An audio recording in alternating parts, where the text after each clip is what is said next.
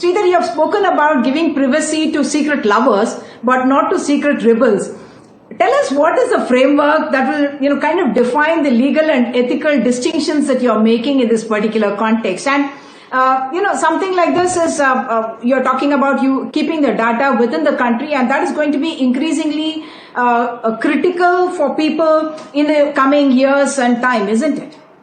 Yes. Regulations around the world, not just in India, now mandate that data be kept within the borders. This is the data sovereignty for a variety of reasons, regulatory, legal, and also who gets to train the AI on it, and all of those things. For a variety of reasons, now data is the new oil, and we want to jealously guard our data within the nation's boundaries. This is a regulation in every country, we are seeing, which is why we have now 19 data centers around the world, and that number is expanding rapidly. We are doing business in every jurisdiction by putting the data meant for their citizens in their own borders. That's what we are doing. Now, the question you asked about the privacy stance, really it comes down to this. What can a private company guarantee you reasonably? And that is the question. It is not about what I want to do. It is what can a private company in a jurisdiction can reasonably do. It would maybe 10 minutes if a government of the day does not like me to arrest me, right? And you are going to, in other words, what I'm saying is there are particular legal institutional mechanisms that go beyond any particular private company. For a private company to come and tell you, we will forever guarantee that this government or no government can ever look into your data, whatever, is impossible. Is anybody saying it? They're actually lying to you. I'll give you an example. This is something that most people, technical people, other than technical people, realize this. When a chip is made, a government that controls a fab can insert a backdoor on the chip. In fact, it's a safe assumption that if a chip is made in a particular country, there may be backdoors inserted by that country on those chips. It might be a safe assumption to make. And the amount of silicon it requires is very tiny. And there's no real way to audit it. Similarly, when a software compiler is written, there could be a variety of ways. There is entire Turing Award speeches on the topic of security.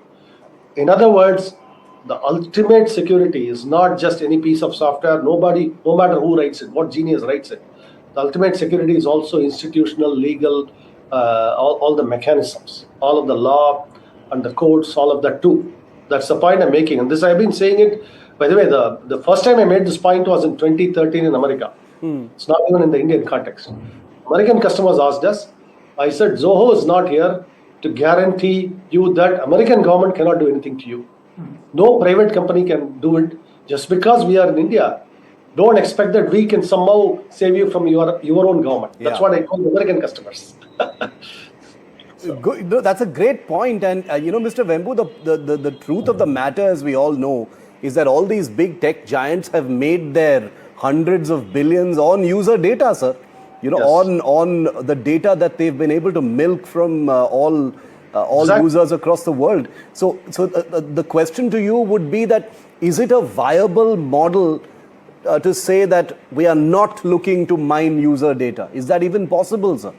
Yeah, it is possible. And the reason I'll explain to you, the software part of it, it is not that costly anymore to do all this. Yeah.